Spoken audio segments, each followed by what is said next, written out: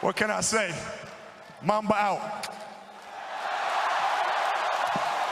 Welcome to another episode of the Ball is the NBA podcast, your favorite NBA podcast in Indian accent.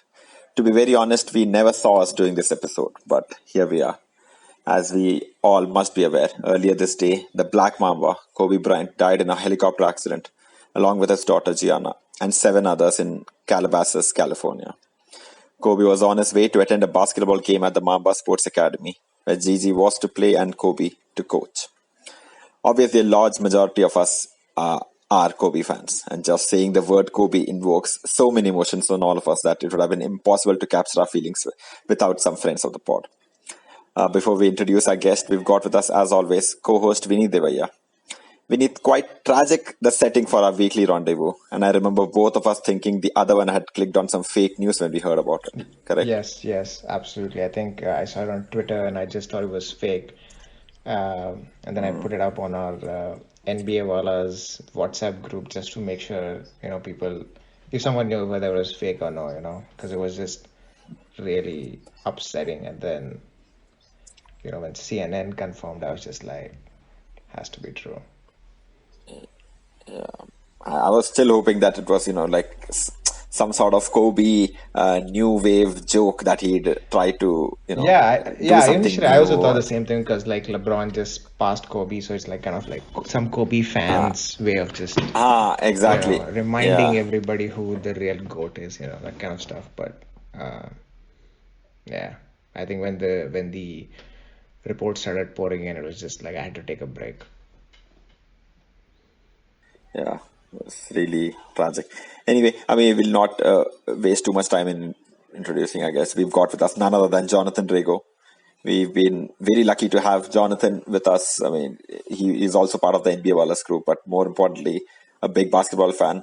He gave us some interesting perspective about, the life of Kobe Bryant. And I think it's only fair that, all of Kobe's fans in India and abroad can hear this. So welcome, Jonathan, once again to the pod. We really did not think that you'd be joining us, like I mentioned, for this episode. We had you slotted for some other thing, but quite tragic, right? Yeah, first of all, thanks for having me back on the pod. Definitely enjoy the work that you guys do. Should be honest and say that I don't get a chance to listen to every episode, but whenever I do catch stuff, I do spend some time with it. You're right. I definitely did not expect to be part of an episode discussing the passing away of Kobe Bryant at 41. My hope was that we'd be recording this podcast, 20 years down the line, not even a podcast, probably a show 20 years down the line when you guys are on television. And we are sitting across the table. Kobe calls it a day at maybe 70, 75. His daughter's in the WNBA or are supposed to be getting there. You started off by saying Kobe fans, and I'll be honest, I do understand what a Kobe fan is like, and I don't consider myself a Kobe fan. I'm a fan of basketball, yes, but I think the love that Kobe fans have for Kobe is is not like the kind of love LeBron fans have for LeBron and MJ fans have for MJ. I don't think there has been a player, there will ever be a player like Kobe who was so beloved by his fans. I think a few weeks ago, I think a couple of weeks ago, Vineet mentioned Kobe fans are, the greatest. There was some sarcasm / snarkiness in it. That's because it's Vineet. But there was also, an element of truth to it, right? Like you will never find LeBron fans defending him so vehemently, right? They're almost always, I would say a majority of LeBron fans are actually bandwagon fans, and the same with Jordan fans. Most Jordan fans are not bandwagon fans. It's just that those Jordan fans yearn for the older days, right? And I'll count myself as one of them, right? Like we almost feel like this elderly statesman trying to tell the kids today that, hey, you don't know what you're talking about when you say LeBron is better than MJ or Kobe is better than MJ. But Kobe fans, they are a class of their own, right? They vehemently stand behind the belief that Kobe is, forget the conversation of him being the greatest of all time. The Kobe is the greatest thing to have happened to them in their own lives. Like there's a deep investment in his life. And I was actually, obviously because brain has shut down today after hearing the news, I actually had to go and check this up, and I realized that one of the reasons why Kobe has truly transcended going from just somebody being somebody who likes Kobe to actually being a diehard fan.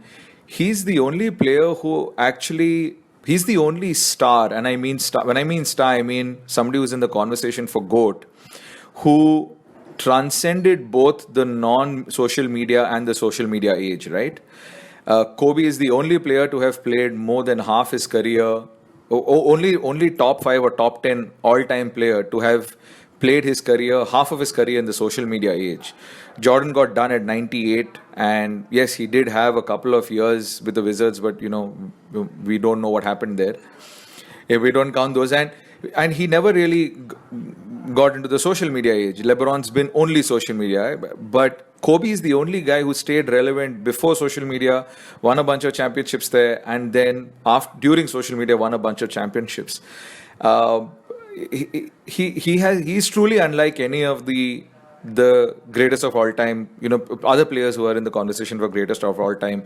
So I don't consider myself a Kobe fan. But that being said, and I think I messaged this on the group a few minutes ago, it's strange that as the day has gone along, this news has gotten heavier on me, and I'm not consuming that much social media, but it's just weighing on me more and more that Kobe Bryant he's not there in the world anymore, and I think the world is worse off. Definitely. So, Vineet, I know you're not the biggest Kobe fan, but today is not about his achievements and Yes. what you think about him as a player or something like that. It's not at all about that. It's about the fact that we all felt something when we saw Kobe play. We all, when you're a Spurs fan, so it's obvious that you were like, no, not Kobe, because he gave the Spurs the business during his playing days, especially. But like Kobe, I think is one of the only players. He got a standing ovation when he was playing at home. He got standing ovations at whenever he played on the road. People have given him standing ovations in MSG, Atlanta, Detroit, anywhere you go. There are people who hate him, and Kobe loved the fact that people hated him. Yeah. I mean, what is that about in your opinion? About such polarity. I mean, I think I agree with Jonathan. It's like the Kobe fans are like just a class of their own, mostly because it's impossible to convince them about anything that is factual. Like I think it's just they live in this, and you are a Kobe fan, so we're going to get to you very soon. Obviously. But I think there are like different personas in the basketball sort of era, right? So one is the team player, then there's the the individual sort of genius who can't fit in a team, and then there is, I think, Kobe, which is the reason. I mean, it's very difficult for me to speak anything bad about Kobe at this point, right? Because of what happened, and I don't know if you know this, but like I used to be a Lakers fan, right? So I started off started off watching basketball with the Lakers, and big fan of the Lakers. Followed Kobe and Shaq like crazy, till I could see the Spurs, and I was like, this is the better team, and so I switched to the Spurs, and there were only two players that I sort of were always afraid of when I was supporting the Spurs. One was Kobe Bryant and the other was Dirk Nowitzki. But nobody can really hate Dirk, right? Like Dirk is just this really nice dude who does his thing. Whereas Kobe had this polarizing thing where he kind of got rid of Shaq. He couldn't really play in a team. So he was this kind of individual contributor who didn't know how to play in a team. So that's one of the reasons why I was so like against Kobe, right? Because he killed that Lakers franchise, which could have been greater than what it was. But then slowly, sort of like in the 08, 09, 010, he sort of emerged as this leader, um, and was able to sort of catalyze and bring together a bunch of players along with Phil Jackson to win 2 back-to-back championships. Uh, and that's when sort of my this like blatant disregard to how great Kobe was changed into like, okay, this is a great player that we are watching. And I guess that's it. I mean, that for me it went from love to hate, to respect, and then obviously as his career ended and he started hitting all the milestones, kind of his greatness was very much in display, both in terms of his just ability to score, his ability to be a leader, be a team player. Yeah, I mean, I think for me at this point, like the idea of Kobe is less of the basketball player, more of kind of his branding around the Mamba mentality and what he brought to the psyche of anybody who's a Kobe fan, right? So the idea was that if you are a Kobe fan, you believe in the Mamba mentality, you believe in like taking over, you believe in taking charge, and so that's where I think the sort of the Kobe hype comes from. And I should let you speak because you're the Kobe fan. Understand why you Well, are the see, Kobe fan. I know. See, I mean, I completely disagree with the last 15 seconds of whatever nonsense you just spit it out. See, Mamba mentality is not about taking over. It is about preparing to take over.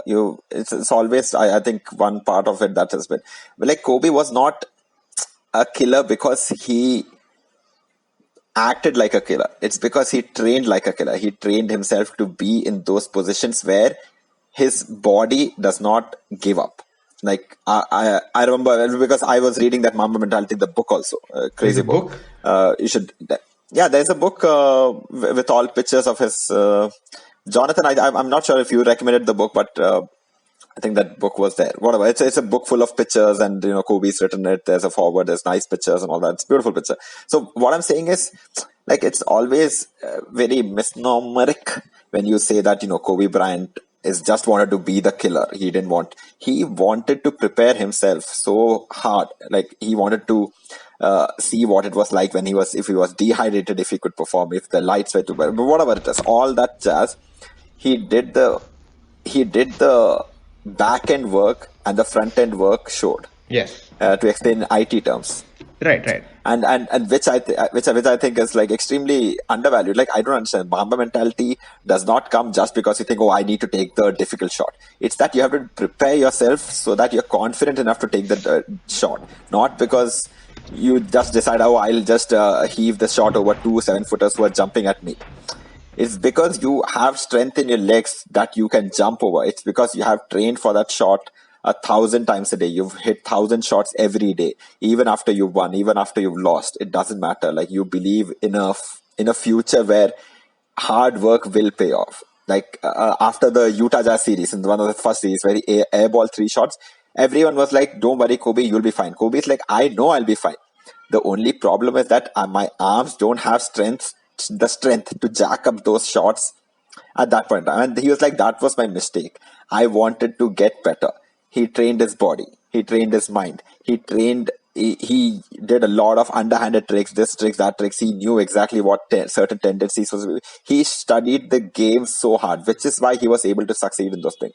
I mean, I think he was kind of, Michael Jordan 1.5, 2.0, whatever it is that you want to call him. Not 0.8? original that way, but point. I don't know what 0.8 means. I think it's No, I don't mean 2 times as good as Michael Jordan. I just mean the second arrival of Michael Jordan. That's true. But also for most of the people in this generation, absolutely, I don't think anybody has seen Jordan from start to finish. Yeah. They've not seen Shaq from start to finish. You have seen Kobe from start to finish. Kobe was the reason a lot of us Our generation of played. We thought LeBron being great was because of his size and because of like pure athleticism, God-given talent. But with Kobe, you've seen him at his scrawny self.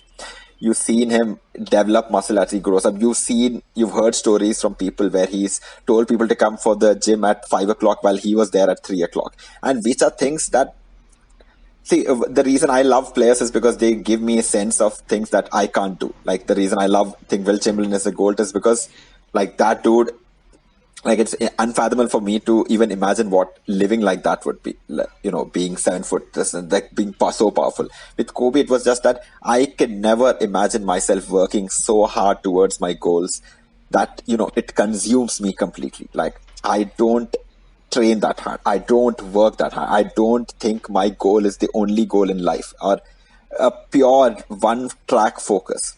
So which is why I think Kobe is absolutely like a genius in that way, because he showed us that even if you have the talent, you need to overachieve. You need to achieve more than you can. Overachievement is not a thing to be, ashamed of. That's why I've always thought, and I've watched, when I started watching a basketball again, I've copied a lot of his moves. Not copied, I've tried to copy his moves. I've been like, okay, do this. It sometimes works, sometimes does not work, but like I loved Kevin Durant, but Kobe Bryant was the guy who I would copy my jump shot on always. Like I could not do what Durant did. I could always try what Kobe did. Okay, that's fair. So That's fair. So And how do you feel? I mean, like what's like your kind of? I mean, see, hey man, I was, I remember I was out, and I was more worried about you than worried about myself, and that's why I sent you a message if you're okay, because I know that Mamba mentality, Ashwin, is a real thing. So how? no, I first of all, I told you, first of all, I thought it was a fake news. I thought it was fake news. But then there was this other basketball group which was discussing it. Shout out to that other basketball group. But I thought, like Oprah dying or like Michael Jackson dying 100 times before he actually died, or whatever, Prince, this, whatever. I thought it was fake. Like you said, I thought it was one of those things, ki LeBron passes, and I was like, okay, that's a really bad joke to make. It's like, it's not funny at all. It's not, there's no humor element to it. Like, why would anyone say that? And then I waited and I waited and I waited. People were like, oh no, it's true. And I was like, no, I'm not going to believe it. And then Woj tweeted about it. And I was like, I lost my sleep. I was supposed to go to office early this morning for some work, and I just could not sleep. I slept around 4 o'clock. I watched the Houston Rockets Denver Nuggets game. I'm not going to talk about it. It was an absolute horrible game from Rockets. No, I was not sad at the crying part. I was just talking about the game, actual game part. But they said that, and I was like, shit, it's actually true. The NBA has confirmed it. The players have, they have imbibed that feeling that, Kobe is no longer with us. They had the 1 minute of silence. And then throughout the day, there were these 8-second violations, 24-second violations. And I was like, that is so fortuitous. What is that word? How do you say it? Fortuitous that NBA has, an 8-second violation and a 24-second violation. That, they could pay tribute to. Such a nice thing to see. And more than that, in India especially, like I've seen these photos that Eklavya has been posting where, you have Meerut ballers paying tribute. All these small towns, obviously Delhi, Mumbai and all are there, but these small towns where people are just like having candlelight vigils and laying flowers down for Kobe and his daughter, of course, Gianna also. But yeah, well, it was really, I could not figure out what to think. Like I was at a complete loss of mental faculties for a while. What about you, Jonathan? Where were you when this happened? I was actually half awake. I had to step to the airport to drop my cousin. This was at about 5 o'clock in the morning. And then I saw a couple of links. And I'd kind of overslept, so I had to rush. And I wasn't sure. And the crazy part is I was receiving these links from friends of mine who are not really basketball players / fans. Actually, they're not basketball players / fans at all. They know I'm a huge basketball fan. So they were sending me these links, and I wasn't sure whether they were asking me to confirm whether this information is true or not. So I was pretty much in the same mindset that you were, which is that this might just be another hoax or fake news. And I dropped my cousin to the airport, came back, and I was actually in excruciating pain because I woke up with a really stiff shoulder. I don't know how. And between that pain and being half awake and trying to figure out whether this is true, and then I think I saw a link to Adam Silver's statement or something. I can't remember what it was at this point of time, but something confirmed the news. And I, I, I I think, I know it's a strange thing to say, but I almost feel like because I have experienced uh, a death so closely as recently as last year, that's my own mother's, I'm in a position to process it a little better than most people can. It, I'm still in the phase where I am trying to understand what an untimely death means for me, right? Because my mom left earlier than we all, I mean, all of us expected. So I I'm in a position where it hit me, but I had the advantage of being able to process it better than most other people, including yourself. And I reached out to Nakul and Yeah. Yash as well because I know both of them are huge Kobe fans, and I reached out because I knew that it was not going to be necessarily easy, but it was. I'm not saying that it was easy for me, but it was just something that I could handle better than most people. But interestingly enough, and I mentioned this earlier, as the day went by, the news just continued to get heavier, and the weight of him not being around uh, continues to increase. And I was thinking about it before as soon as you messaged me and said, "Hey, let's get on a call." I was just thinking about it. And I was trying to figure out why this was the way. Why am I feeling this way? And that's when I began to realize that I think the world is feeling his impact far more than basketball players, is because he continued to stay relevant after he retired. You know, he didn't take some two-bit job somewhere else. He didn't decide to kind of put on weight and get fat and live off the what I don't know, $300+ million he made. I don't know whatever his salaries or his life earnings are. He did not go to any television network and get a TV show. He said, "Hey, I'm going to craft my own path," and he started doing that. Whether it was making that Dear Basketball, Dear Basket. By the way, there's a. Can you guys hear? Okay. Sorry, this part of it will have some water running in the background, so just letting you know, you might have to Okay. edit that part out, edit this part out. Anyways, the reason why his death is growing heavier on me and continues to grow heavier on the world is because he chose to build himself outside of basketball.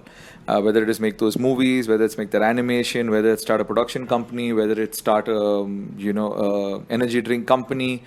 He got into a company called Stribel and Bryant, which was looking to do VC funding into a whole bunch of companies. He got into some sort of partnership with Deepak Chopra's son, if I'm not mistaken, to start a production company. So he was doing all these things to just create a story, and that, I think for me personally, I think that for me is the bigger loss, because you, me, Vineet, all us basketball fans, right? We still have his his Mamba mentality from his basketball days to hold on to, right? We know what it's like. We watched him. If you, in a way, we can say that we understood and we got to see this Mamba mentality. The sad part is the world really did not get to see it outside of basketball. And that's what he was setting off to do. And that's what I feel bad about, right? I feel bad that he did not get a chance to complete this legacy because, I mean, let's face it, guys. He owned LA. He's the king of LA. As long as, even if LeBron wins another 4 championships, there Kobe will always be the king of LA. And with that kind of influence in probably one of the biggest media markets in the world, he would and his ability to work hard, right? This is a man who played through broken fingers and broken kneecaps and whole bunch of other stuff. Like, the mental stuff that comes with running a production company is probably peanuts, would have been peanuts for him. So I think that is a huge loss, I think, for the world, which is why I said earlier that I think the world is worse off for not having Kobe around. The world is a poorer place. That's true. And we missed the chance to hear what his Hall of Fame speech is going to be like. Yeah, I mean that's I think he's going to get that's the thing inducted that this year. I also feel like, he was just going to get into the Hall of Fame, and This year, yeah, along with Timmy and KG. I think it's and going to it be would be like- it's going to be very emotional as the Hall of Fame. Yeah. I was not necessarily looking forward to his Hall of Fame speech because I've always, I think what you've seen of Kobe already is what you get all throughout his. I think over the past 5 years he's been very consistent with his media personality, which is he will tell you the truth, but there is a sense of calm. He speaks his mind, but he kind of formulates it in a way that I don't want to use the word safe, but he doesn't he knows how to be smart about what he's saying. He's being very smart. Unlike Jordan, who Jordan went after his 8th grade classmate, man. Come on. Yeah, Jordan's Hall of Fame speech was just like I showed everybody who'd ever doubted. Exactly, Yeah. and I know that I feel that Kobe's Hall of Fame speech would not have created reactions outside of Kobe fans. It wouldn't have had any other reaction from the outside world. But the larger picture of him getting into the Hall of Fame, because he's in the conversation for, he is one of the 5 greatest or 10 greatest players of all time, depending on who you speak to, and just him getting that Hall of Fame enshrinement would have just would have closed his basketball career, and then allowed him to move on to the career that he was looking to have ahead. I mean, I think that first ballot Hall of Fame is just. It was anyway going to happen. It's not like there was some doubt as to whether it would happen or not. Right. Unless Vineet was on the panel, and he'd be like, "No, I don't think." Oh no, Kobe's come done on, enough." come on. I mean, just because I'm kidding. Of course, I'm Yeah, kidding. I Oh mean- my God, I'm kidding. he's like my top. He's in my top 15. Yeah. We're without doubt, like Kobe, Tim Duncan, KG, all of Yeah, them. it would have been good. It would have been good because they have had some battles, and I think that Yeah, they came together also at a similar time. They came in together. KG and Bryant, of course, came straight out of high school, and they had that thing, and they fought. I think one reason why what I think Jonathan is saying is absolutely correct is because I don't think. I think Kobe knew where he wanted to compete and where he was like, I'm very okay learning and trying to get better. Like what I've heard is that Jordan had to be competitive at every single thing. Whereas Kobe is like, basketball is my game. Here I'll kick your ass. Everything else I'm okay with, being a little bit chill also. Plus the kind of satisfaction he's got off the basketball court, I don't think anyone else has got that much satisfaction off the basketball court. Like whatever he did on the court, he was happy with it. Like he lost the finals. He came back. He overtook Shaq in the number of rings. That was happy for him. He was the most accomplished in that generation. 5 rings. He didn't lose to the Celtic 2 times. Again, happiness. Like he lost, but he again worked so hard to make sure that loss did not, strike him back again. And towards the end of his obviously his basketball career, he didn't really have what it took to. But that's not a knock on the amazing 16, 17 years that he gave to the single team, especially in an age where people like, oh, okay, I can go here. I mean, one thing I absolutely love about the fact is about Kobe is when LeBron went to Miami, he teamed up with D Wade and Chris Bosh to form that super team. Kobe apparently sent him a text message, and this is from an article I read long time ago in some magazine, and I used to read magazines. He's like, go wherever you want, you are not winning this ring. Which just shows, like he believed in himself too much. He absolutely thought that, like whatever happens, nobody is going to beat him because he's going to outwork every single person. And I think that's what Kobe's legacy, at least in my eyes, is that Even if he was the more talented one, he would kill you with his work first, and then his talent, and then his work again. Yeah, I mean, yeah, I think that's true. I think that's the narrative, right? And I think he's been very smart in crafting that narrative that that's what it is. And I think he's done the same also, like post playing.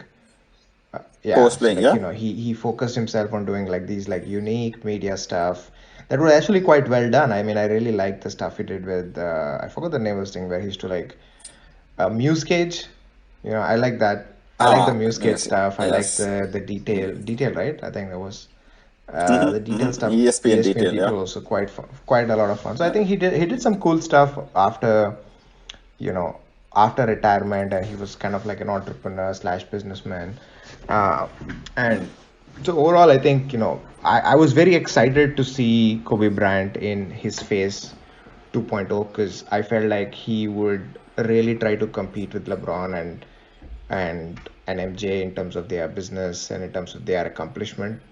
I don't agree with you that he would not be competitive. I think there was a part of him which was like, I want to be like the most accomplished, like in whatever area that he would pick. Um, and Yeah, man. I mean, I just think that there are two parts of it. One is just that, Kobe was a part of our lives, my life at least, since I started watching basketball.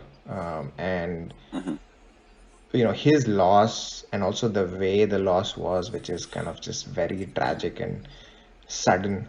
I think both of those combined really kind of is very heavy. Yeah. I think Yeah, losing. I mean, absolutely. imagine the situation of like being in a helicopter that's going to crash with your only daughter. I mean, with your daughter that you love, and I mean, it's just it just the idea of that. It's just is very very Gut heavy. I wrenching, man. think. It's like a gut shot. Yeah, I agree. Yeah. So I think that part is very heavy, and I think it's kind of like a reminder to everybody about life comes at you really fast. I mean, just try to do the best you can, like be nice and all of those things. And uh, I mean, it was tough, man. I mean, I think for me the first like 45 minutes to 1 hour, I was just like, oh my God, Kobe's gone. And I felt bad for all the shit I told Kobe, like, and like all the arguments I had about Kobe Bryant and all the like, he's not that great, and I just like for an hour I was just feeling guilty, and at the back of my mind, like maybe if I didn't say those things, he would still be alive. I honestly had that thought in my mind, uh, and yeah, I mean, he was a great player, and I just hope his legacy. His family is able to get through No, this. Yeah, Yeah, maybe just that's the important part. Yeah. I quite liked that essay that I sent you guys on the group, and that last sentence just encompasses it all, right? Life is ordinary until you lose it, and Mm. but the one thing that uh, kind of struck me about the loss of Kobe in general is that you know there was there was something really fascinating about what he was doing with players who he thought could be more than they actually are. Almost believing in them more than they believed in themselves. So whether it was his yeah. texts to Giannis and uh, to Draymond, and then to a whole bunch of other players, where he was his conversations with LeBron, there were these. I think he said something to even Ben Simmons, if I'm not mistaken. I don't remember this stuff, but um, I genuinely think players have lost that big brother in Kobe, because while there are other ex NBA players who have reached out to current NBA players to help them, and vice versa, right? The current NBA crop even reaching out to the older guys, whether it is people reaching out to Olajuwon to work on their footwork, or reaching out to Jordan to kind of talk about technique. Bryant was different in the way he inspired the younger generation, right? He, and I'm repeating myself. He believed. There were certain players he believed in more than those players believed in themselves, and I have not heard those kind of stories from any other player. Now, it could also very well be that the media was more interested in Kobe Bryant saying these things, right? Because of the fact that he was in LA, he is Kobe Bryant, one of the greatest that ever played. He's created this legacy. Maybe there are other players who do this on a regular basis, but the ones we heard were of Kobe, and these players took it seriously. They almost shone it like a badge of honor on Twitter and on Instagram. Hey, guess what? Yeah. Kobe's thrown this challenge at me to become the MVP or to lead the league in assist or whatever it is. Whatever it is that challenge Kobe threw, and you knew that Kobe was not doing this because he was getting footage out of this, right? This was him truly telling you, hey, Giannis, listen, man, I don't care where the fuck you came from, but you can figure this shit out and win MVP. And that's what Giannis did. So I think the crop ahead, the crop of NBA players ahead are going to miss that big brotherly, I will kick you in the ass to make you a better player kind of guy that Kobe was. I don't think there is a player in the current crop who has that kind of. And to be clear, Kobe also did it from a place of empathy, right? He didn't just do it from a place of being badass. So, I think LeBron's going to be, again, he's going to focus on technique when he talks to these players, and he's just going to talk about some sort of, almost like flowery mentality. Maybe Chris Paul is there, but Chris Paul is always looks a little mean. He's like the older brother who's very stern and it's like, dude, figure your shit out type. But Kobe was the kind of guy who understood what you were going through and then gave you the right tools, whether it was technique, whether it was mentality, whether it was, I don't know, spiritual help. I don't know what all he did, but he gave you the tools that you need. He said the things that you needed to hear. And I don't think there's a current NBA player who can do that in the NBA. Maybe Duncan on some level, to a certain extent, maybe Nowitzki. But, other than these two guys, I can't think of a single player who will step up to the young players and tell them what they need to hear, get their head right and go out and achieve what you're supposed to be achieving. That's a fair point. Yeah, man. I think we should let you have the last word, Ashwin. If if there was something that you had to say about Kobe Bryant and how he has impacted your life, or if he has even impacted your life. Yeah, obviously it's difficult to be the best player in the NBA for such a long time and not impact someone who's watching the NBA and who thinks that in some years or maybe in a different mutated world I'd be in the NBA.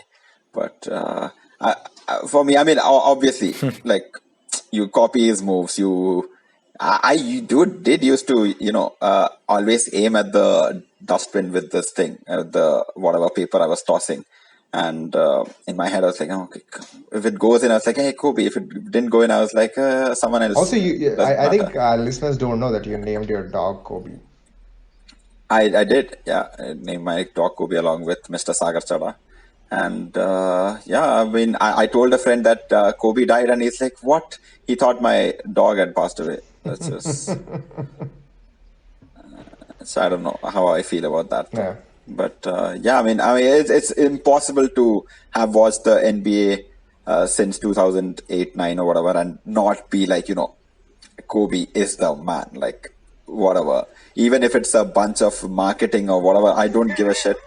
Like when Kobe played, you always you were like, okay, I'm going to watch something magical, and more often than not, it was magical. And with his passing away, man, it's a real big hole.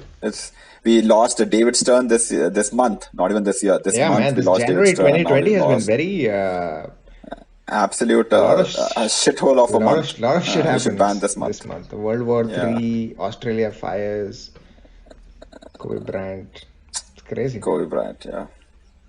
I don't know. Yeah, man.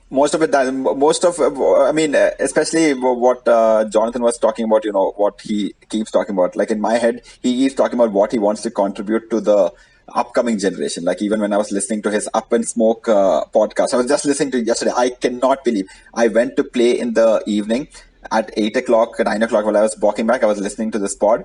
10 o'clock, I came here, had breakfast. I was tired, took a bath. I was about to crash.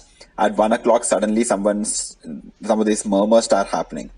And I was like, nothing good happens after 1 o'clock. And yeah, that's what had happened. Nothing good happened.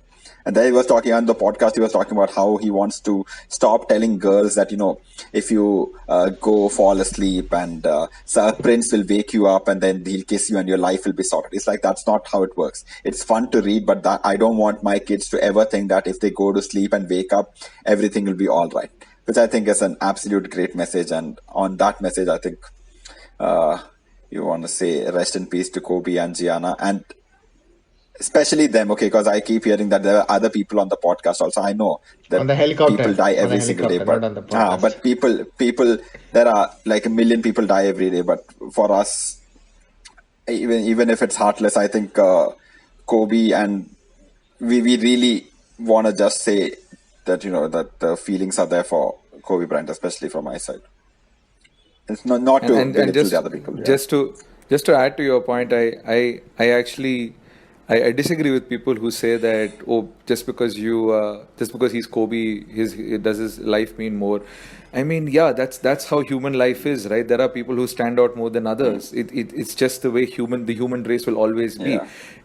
As a human, he was equal to other people, but as his contribution to society, he left a far bigger impact than a random other person that died somewhere else. Yeah. Not to say that person's death shouldn't be mourned, but you cannot deny the impact Kobe made, and that's how the world just works. And anybody who says otherwise is just denying, is just oblivious to reality, being just a troll for being a troll's sake. Yeah. That's for being a troll's sake, correct. Okay, on that trolley, and then I think I mean, you can find thanks for everything, Jonathan. Thanks for joining us on the podcast, Vineet. Obviously, I'm not going to thank you because this is your podcast also. So, It's true. And to everyone, we just want to say we feel you. All of us were really in pain, in some sort of pain, in some sort of discomfort. But yeah, I mean, Kobe was a part of our lives, and I think we can only wish him and Gianna, that they rest in peace, and heaven is better for their appearance there, and the earth is poorer off. Lastly, we could never monopolize any discussion on Kobe, so we thought we'd ask for fans to share what Kobe Bean meant to them. A lot of them were too gutted to respond in time, and nobody understands that more than us. But there were some fans who wanted to share their feelings about Kobe. So the next voices you'll hear are some of them. Thank you, and see you on the next episode. So where do you start with a premature tribute? It's untimely, so you never really have the time to accustom yourself to the news. The emotions come in all at once, and it's too much to take. It can be overwhelming to know one of your heroes is dead. You start with the very first emotion that came to you. It was around 3 a.m. I was awake when the TMZ report came through, the newswire. The first emotion was denial. It escalated to shock. I cried, man. Consider 24 hours ago that LeBron was in Philly, getting a standing ovation at Kobe's hometown, because he surpassed his points tally. It just doesn't seem real. But the sudden torrent of the Kobe content on Twitter helps you come to terms that the world was mourning, and it was okay for you to mourn. One of those videos that was doing rounds on Twitter was a dialogue between Kanye West and Kobe Bryant. It went something like this. Kanye asking Kobe, "What more do you want from me?" "More," said Kobe. "How much more successful do you want me to be?" Kobe said, "More successful." "How many more records can my records break?" asked Kanye. And Kobe said, "More records." A flustered Kanye then said, but I'm best." To which Kobe replies, "But are you a different animal and the same beast?" That's Kobe Bryant for you. When Kobe retired, he was more of a lion tending to his pride than a black mamba. but he was still the same beast. He was going to create history off the court. He said that the most important thing is to try and inspire people so that they can be better versions of themselves and do great in whatever they want to do. Kobe Bryant is important because he inspired people. His body of work is going to be yelled from the heavens as proof of human spirit. It's going to be evidence against apathy, against nihilism.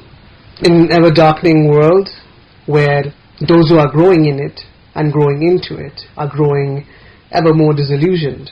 Our daily shots of dopamine from likes, hearts and retweets are upping our complacency and lowering our attention spans. There may never be another one like Kobe, and he will always be relevant as he is relevant now. He's going to be who we look up to when we think we can't push through the pain barrier. He's going to be in the back of our minds, and every time we aim a piece of crumpled up paper into a dustbin that's in the shape of a hoop, we'll always think of him, and he is one of the most apex examples of human excellence. What can be achieved with uncompromised, undistracted focus. That's what Kobe Bryant means to me. And if there's anyone telling you differently, and if there's anyone chiding you for mourning his death or crying vicariously for Vanessa and her family, then it's not your duty to try and explain to them, but rather save that time and remember what Kobe Bryant meant to you, and use that drive and use that focus to become the best version of yourself that you can become. And when they come back and ask you how, then you say, remember Kobe Bryant? So recently, just 2-3 days before, we were struck with the tragic news of loss of Kobe Bryant, and it affected me a lot. I'm really disturbed. I'm very disturbed right now, and though I've been able to hold myself up right now, but this was not the case because I received the news on 27th of January and I was sleeping at that time. It was 1:25 a.m. when I got this news. So this is just not a great time to receive any kind of bad news. So I received the news and I don't know what happened to me. I wasn't able to sleep. I wasn't crying. I felt right there on my bed emotionless. Just like that. First of all, I got angry that why I was not crying, because Kobe Bryant was everything to me. Literally, I started playing basketball because of him. I wanted to improve my game every day. Every day I'm working on my game just because of Kobe Bryant. Otherwise, I wouldn't have done it. I started watching and playing basketball in 2014. So that's not very much, not 14, 15. And it was only because of Kobe Bryant. But Kobe retired in 2016, so it was not like I watched him a lot. But it was just one day I was watching his workout video, and he just shot the ball, and I had a look at his follow through, his arm, his wrist, his elbow, and it looked mesmerizing to me. I don't know why, but it really looked mesmerizing to me, and I loved it, and I wanted to do it like that. I wanted my form to be like that. So I wanted to work more and more on my game, but really didn't witness much of live Kobe Bryant in my life, but I just watched thousands and thousands of his highlights. There was not a single day when I didn't think about Kobe Bryant. Every day I went to bed, I was just thinking about Kobe Bryant. I was thinking about his highlights. I was thinking how I can do what he does. I'm 5'7", but still I practice fadeaways. I practice the post game. Though I know that it's of no use. I cannot really use it in any games. So after I received the news, so again in the morning I woke up and then I started crying, and I've been crying since. I cried the whole day, day before yesterday. I cried the whole day, 27th of January. Whole day I was crying. I was in college, but still crying in the classroom. And I've cried so much that really I have no tear left. But after every 5 minutes, I have to hold myself up because there comes something from inside to that makes me wanna cry, makes me wanna think about him, and just really I don't know what has happened to me. I was already not well. I was having fever, so this news just made it worse, made my fever worse, and made my day worse. I don't know why, and now it feels like I don't want to talk basketball to anyone. It feels like I don't want to play more. It feels like I don't want to analyze more. But it'll take some time. Of course, this loss will take time. It's very tough for me. I feel like my life won't be the same again. I don't know. Maybe it's just because of this news. For sometimes I may feel like this, but I really feel like that somebody have snatched a big part of my life from me. Kobe Bryant. The name says it all. It was a very sad Monday morning for me when my phone rang and I received the heartbreaking news that Kobe met with an accident. I thought it might be just a small accident, maybe some injuries to him. But later, when I got to know the person from whom I got inspiration, motivation, winning spirit, never give up attitude, and his Mamba mentality, my hero of life was no more. Tears started flowing, and I kept crying in his memories with his number 8 jersey on me. This started way back in 1999 when I saw the first ever NBA live game on television. It was a Lakers game. Right from the first quarter of play till the end of the game, my eyes never went off from this one player's game, and I instantly became a fan of him, whose name was Kobe Bryant. This is where my journey as an NBA fan began. It was only because of Kobe Bryant. What Kobe made me feel can never be expressed, but NBA within me is all because of him. Talking about his memories, Kobe Bryant has given me countless memories since I started following him. Right from the 1999-2000 season, where he won his first NBA championship with the Lakers, which proceeded with a three-peat. As I have many memories to cherish about him, it is very difficult right now for me to mention a specific memory of Kobe Bryant. But I would like to share one game which was in December 2002 between the Mavericks and the Lakers. And this game is marked as one of the greatest comeback game in the history of Los Angeles basketball. There was a point when Lakers were trailing with around 27 points during halftime and also at the fourth and the final period, and were almost going to lose the longest winning streak versus the Mavs, which was since the 1990. And this man, Kobe Bryant, he scored 21 points in the fourth quarter to grab and save that winning streak for the Lakers. This is one of my many beautiful memories of Kobe Bryant. What I will miss about Kobe Bryant is my dream of meeting him at least once in my life, which I always thought, always in my mind, will never be completed now.